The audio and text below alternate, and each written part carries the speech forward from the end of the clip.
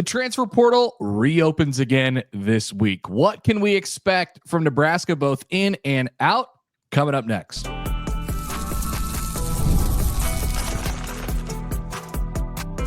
You are Locked On Nebraska, your daily Nebraska Cornhuskers podcast, part of the Locked On Podcast Network, your team every day.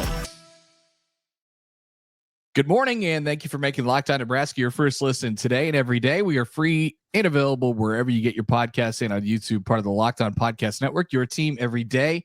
And today's episode is brought to you by Monarch Money. Take control of your finances with Monarch Money. And use the code LOCKEDONCollege at monarchmoney.com for 50% off your first year.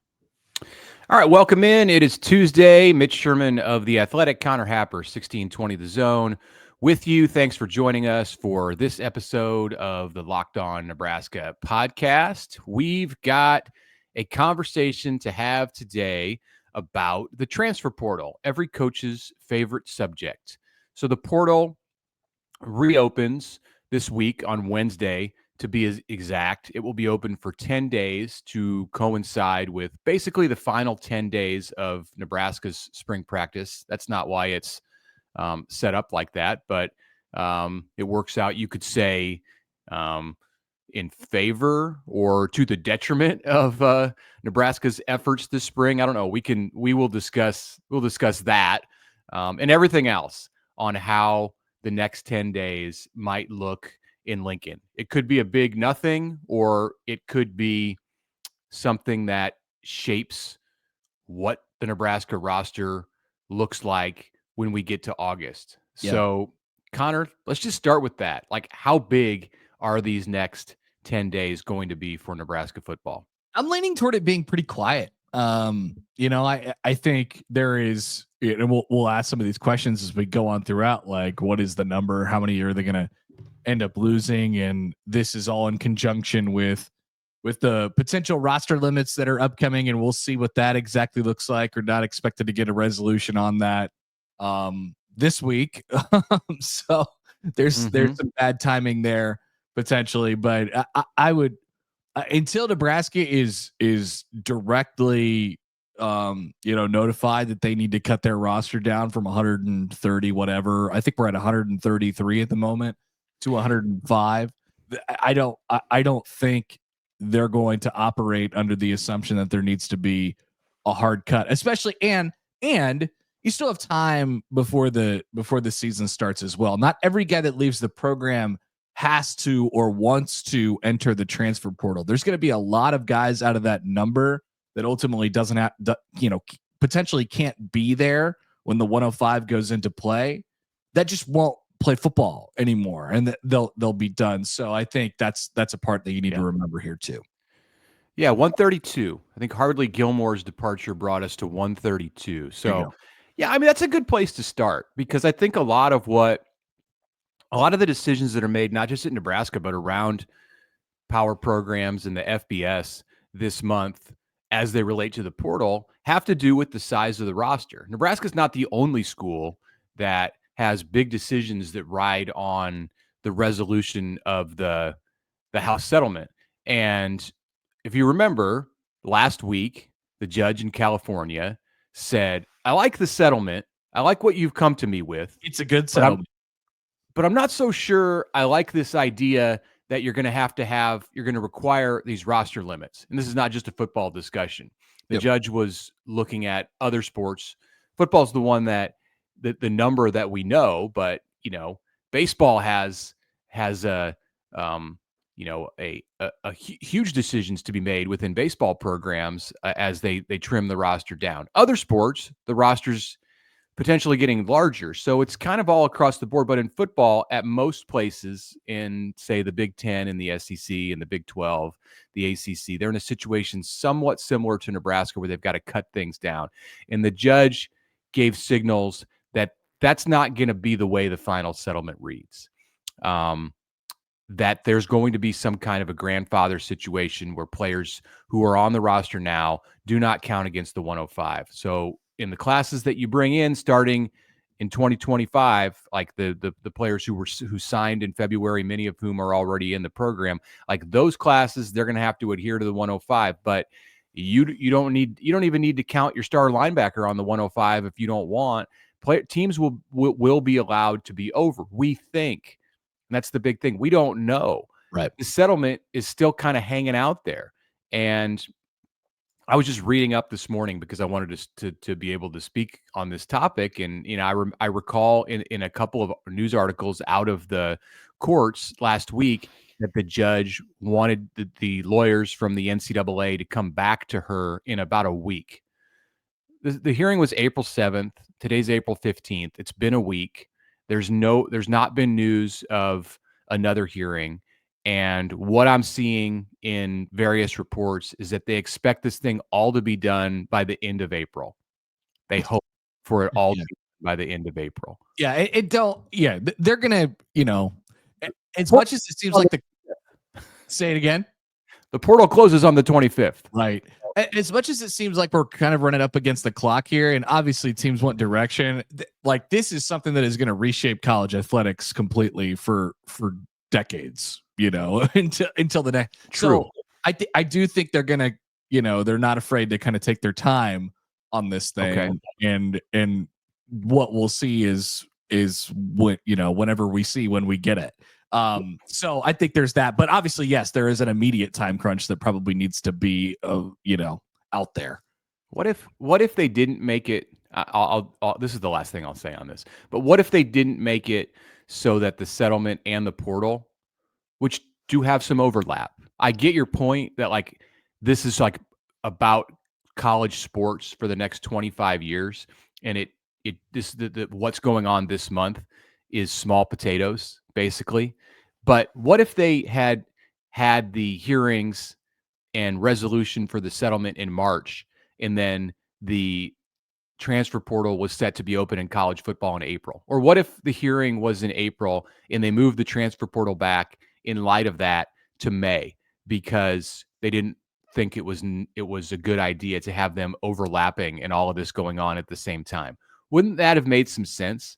Couldn't like leaders in college sports have gotten together and looked at the calendar and said, this is going to make April kind of a mess for some college football programs, but here we are, and they didn't do that. Yeah, there's no doubt about that. We on our side of the table, aka not the court side of the table, and the college football side of the table. I think whatever leadership there is, which doesn't seem to be much, there is a little bit of a lack of foresight in that category. We've been very reactionary over the last decade in college football. Let's just put it that way. It's bizarre. The whole thing's bizarre, and it's bizarre that we're in a place where a 75-year-old retiring judge, she's retiring, by the way. This is her. I don't know if this is her last case, but certainly her last one of this kind of visibility. Is going to set the table. Is going to determine how college sports looks for basically the rest of our lifetimes. But anyway, that's neither here nor there when it comes to how Nebraska handles the transfer portal this month. So we're kind of in agreement, I think, that it's going to be a somewhat quiet period here over the next 10 days. If things do start to bubble and it gets busy in Lincoln, where would you think, like at what position group would you expect maybe to see movement out? My guess would be, and I think this is something that we talk about before every transfer portal window. It's funny, we've done this part of it enough now, like preview the transfer portal window. That the main takeaway, I guess, beforehand is, yeah, there's probably going to be one or two where you're like, ooh, wow, that guy's leaving. Really? That actually kind of makes a mark. That kind of makes a dent. And you just hope that it happens at a position where you can kind of take it a little bit. And I think the first spot you look to for Nebraska right now, and it's the one that we've been talking about the entire deal, is that defensive backs room. It's full. And there's a bunch of, according to Matt Rhule, there's a bunch of really good, starter caliber players back there. And other people hear that too. Like other schools hear that and they say, oh wow, there's a surplus here. Like, Hmm. can we skim a little bit off the top? Like, I think that is a conversation that exists. Coaches know things and they know people and they hear things. So I'd imagine Nebraska loses a couple. Whether they be young guys or experienced guys in that defensive backs room.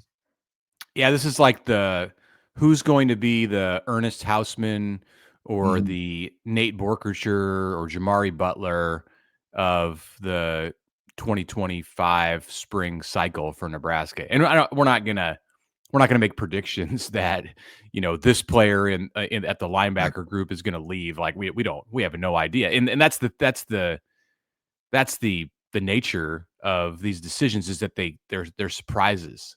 What I think we can say is that there probably will be one or two of those things. And usually when those things happen, maybe not like in the case of Hausman, his was different because we're talking about the linebacker at Michigan who is from Columbus, Nebraska, and was a standout for the Huskers in the last year of the old coaching regime. And then Matt Rhule came in and he was like, I didn't sign up for coaching turmoil in my first year at Nebraska. I'm going to go somewhere where they're poised to win a national championship. And he did that and went to Michigan. So that's a different situation than what Nebraska's dealing with right now.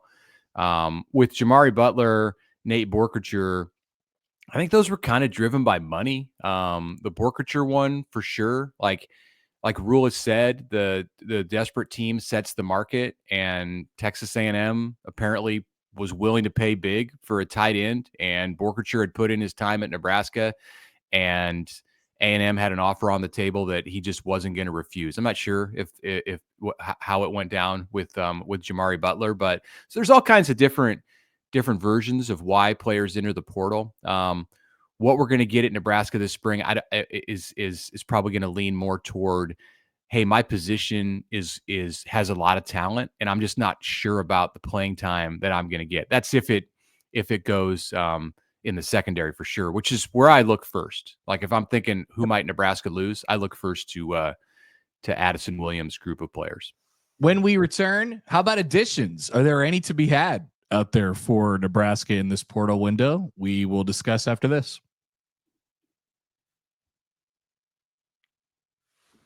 A message right now about game time, because there's nothing like the energy of a live game, whether it's catching a last-minute Major League Baseball showdown or soaking in the excitement of an NBA matchup. But finding great seats at a great price, that used to be a challenge. Now, however, there is Game Time, and you can accomplish that task. Game Time makes scoring last-minute tickets easier than ever. Prices actually drop in most cases as the event gets closer. And with their all-in pricing, you see the total cost of your event up front. No surprises at checkouts. Here's why I love using Game Time. It's got the priority last-minute deals. Save up to 60% off buying last-minute deals for sports, concerts, theater, whatever it is, whatever kind of big event you want to go to. Game Time will help set you up. You can grab last-minute seats for the Kansas City Royals New York Yankees game if you are out on the East Coast today and you want to see the Royals bid to get more than 2 hits in 9 innings. Save big with zone deals. There's peace of mind. With seat views before you buy, there are no surprise fees. You get to see your seat, where you're going to sit, and then there's the lowest price guarantee. You can book with total confidence. So take the guesswork out of buying tickets with Game Time. Download the Game Time app, create an account, use the code LOCKEDONCollege for $20 off your first purchase. Terms apply. Again, that's code LOCKEDONCollege for $20 off. Download Game Time today. Last-minute tickets, lowest price guaranteed.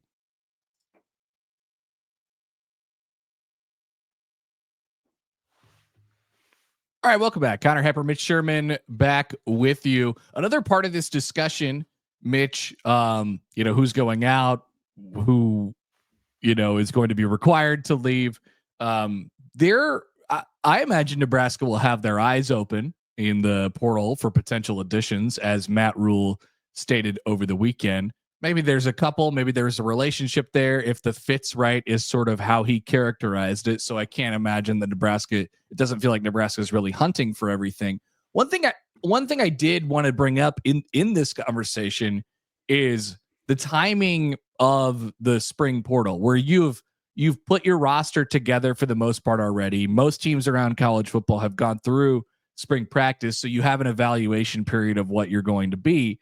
But back to the first point, you have spent money to put this roster together, and if there is a need now, can you cobble together the resources necessary to be able to go out? Because there's going to be some price tags on some guys that are out there right now, because as you mentioned, the desperate teams set the market.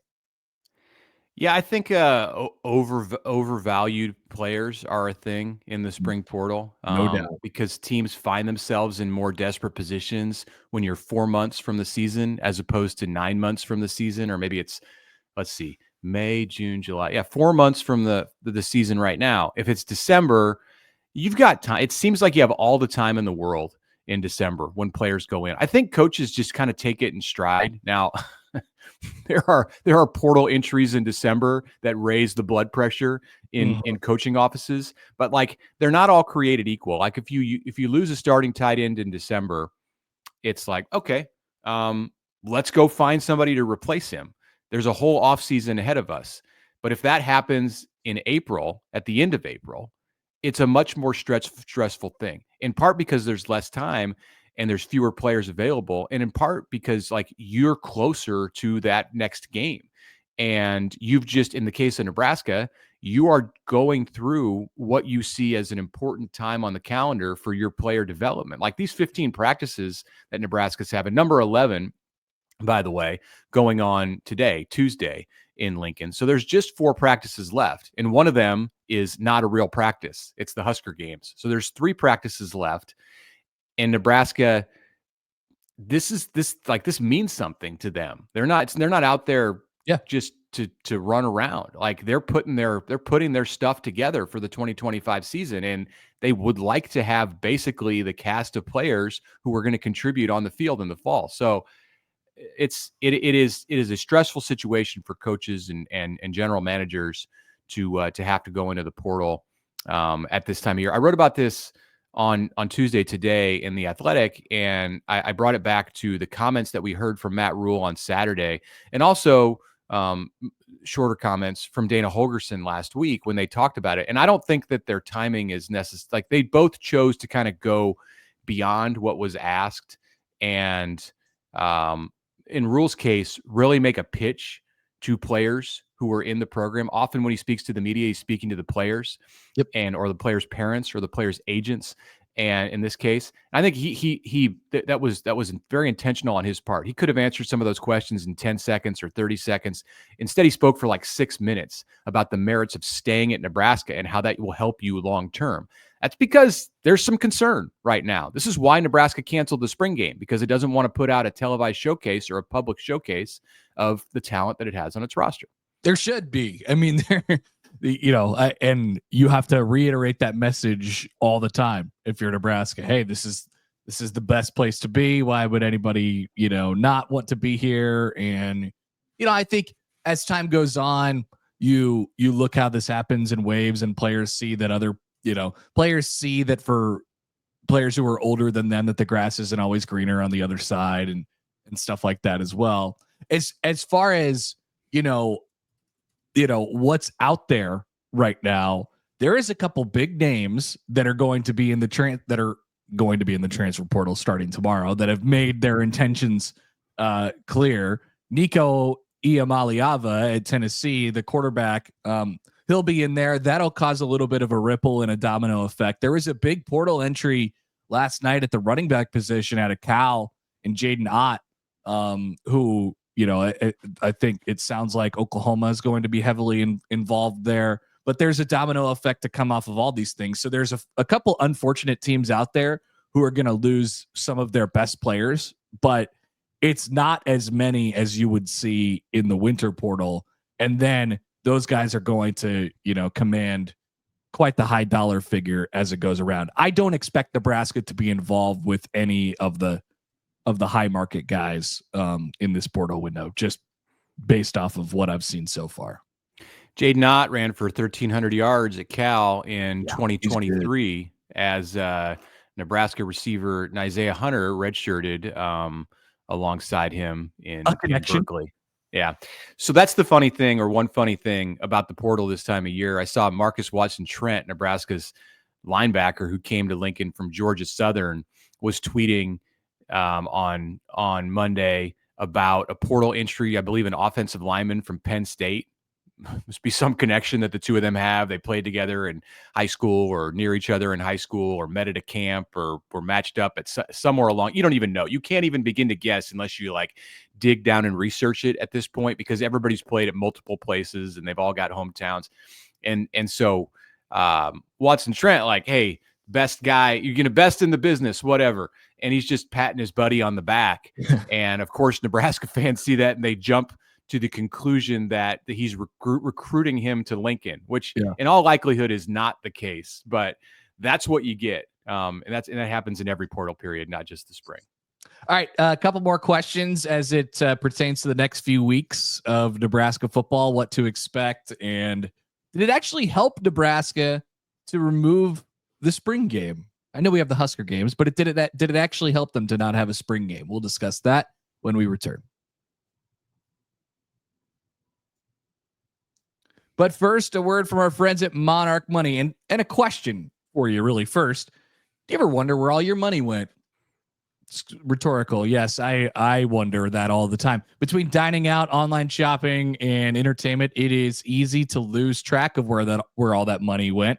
And that's where Monarch Money comes in. Your personal CFO giving you full visibility and control over your finances. Monarch Money is not just a budgeting app. It's a complete financial command center. You can track all your accounts, investments, and spending all in one place. So you stop managing your money and you're going to start building wealth. It has all-in-one convenience at Monarch Money. Instead of juggling multiple apps, you could use Monarch to check your finances, track spending, and even get ahead of yourself and plan long-term goals. Take control of your finances today with Monarch Money and use the code LOCKEDONCollege at monarchmoney.com for 50% off your first year. That's monarchmoney.com, code LOCKEDONCollege, all one word, for half off your first year.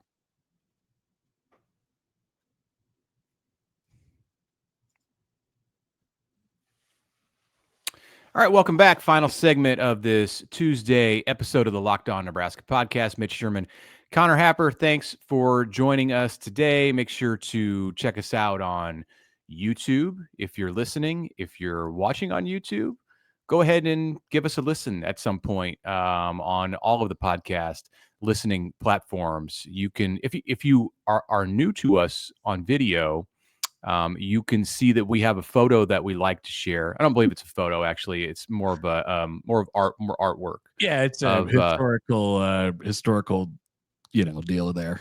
For sure. I will look the next time I'm in the museums around Washington, D.C., maybe when Nebraska plays in Maryland this year, for the original of that piece of artwork from the Declaration of Independence signing with Dylan Raiola seated Just at the main table. Yeah.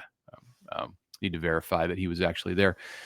We're talking about the transfer portal today, and it opens tomorrow on Wednesday. We'll be open for 10 days here at the end of April. And we've gone through some of what to expect around Lincoln in these next few days. Nebraska, the end of spring practice coincides with this portal period. So there will have to be some conversations had in those coaching offices. Hey, coach, where do you see me shaking out when spring is over? It would be nice if they could have these conversations after spring practice, but they're wrapping things up here in the next week or so, and Nebraska is going to have to mix some of those conversations into the final days of spring and say, yeah, you're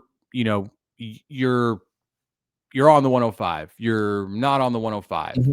You are likely going to be second team. Rhule wants to be transparent. That's part of what he said. He'll be honest with players if they come to him and approach this the right way. He is warning his players not to listen to everything that they hear from other programs. And that brings me to a question because of the most high profile portal movement so far in this spring period. The aforementioned Tennessee quarterback Nico Iamaleava heading into the portal tomorrow, but making that known last weekend when he decided not to show up at a Tennessee practice and then didn't go, of course, to the Tennessee spring game the next day. Nico's headed out.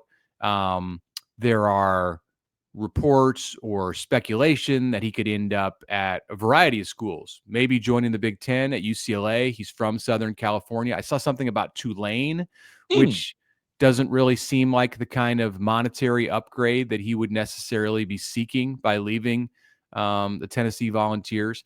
I wonder, what do you think, Connor, is the impact of, or the fallout of this Nico Iamaleava situation around the country?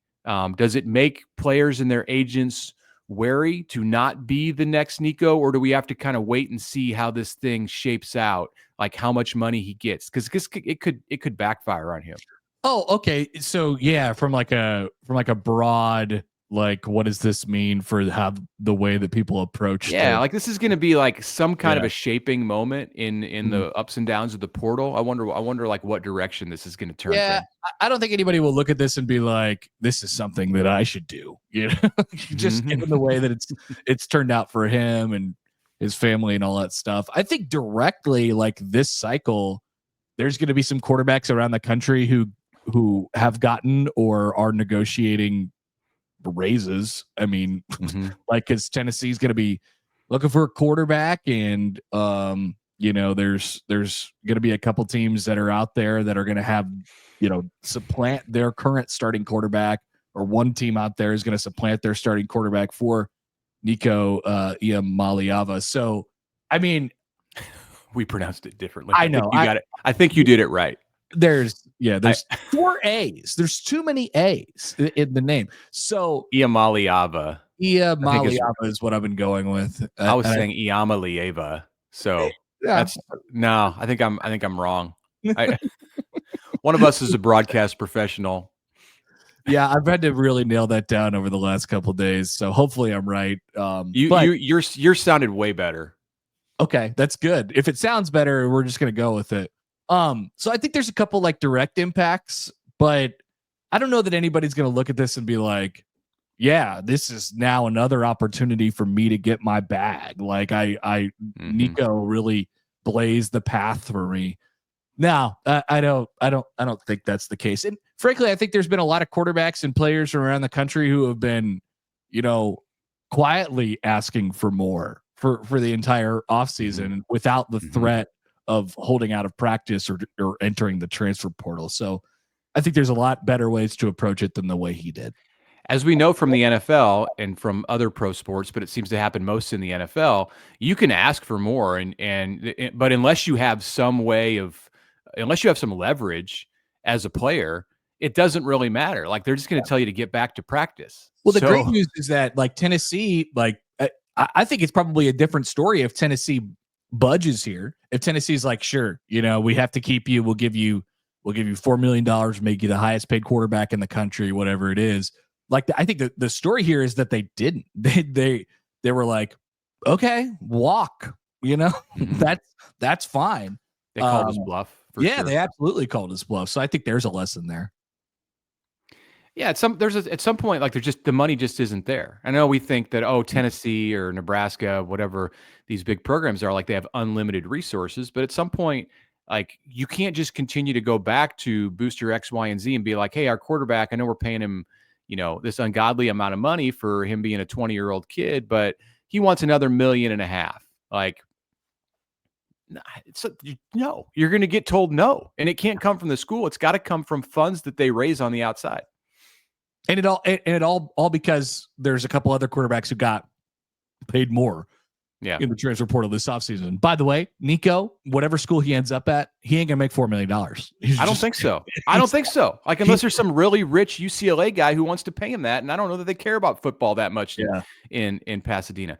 All right, last question before we wrap this show. Nebraska canceled the spring game, as we know, and when Matt Rhule announced that once and for all, when he made the final call on that, he cited the spring portal and said, "I don't want to put our players out there and showcase them in front of everybody, whether it's on TV or it's just in the stadium with 40,000 people watching." Is this going to prove to be a good decision and the right decision because of the portal? If it's about, offensive line depth or preventing injury, fine. But we're saying in light of the portal motivation, was this the right thing to do? I don't think so, but I don't know that it was the wrong thing to do either. Mm-hmm. I mean, look at spring game attendances around the country, or like maybe this could be viewed as a forward-thinking idea because we're just at the tail end of the run of the spring game. Like it's just RIP. Like they're not dead, but the spring game heyday, the spring game prime is certainly over. Like it's not. It just doesn't have the same impact anymore. So I don't know that it was for sure the right move, but I don't think it was the wrong move either. I don't think Nebraska will see an impact as far as the transfer portal is concerned. Yeah. And by saying the right move, I meant like, was it effective in preventing players from leaving? I think the answer to that is no. I don't think it would have made any difference if Nebraska had a spring game in 2 weeks. The spring game, remember, the spring game is April 26th. The portal closes on April 25th. So whatever anybody saw in this spring game that's not happening would have seen. You can't then go. Can't then go into the portal after that. Like if some running back flashed and ran for 200 yards in the spring game and he got 27 calls the next day saying, "Hey, we'll make you the next $1 million running back," like it wouldn't matter because the portal was closed then anyway. So, but I do think that like you suggested, Connor, Matt Rhule is thinking forward, and this is the way of the future. So why not just get to it right now? And it helps prevent injuries. Yeah, I think so. So it can't be like a horrific decision, but it also might have pretty minimal impact, and maybe that's okay. All right.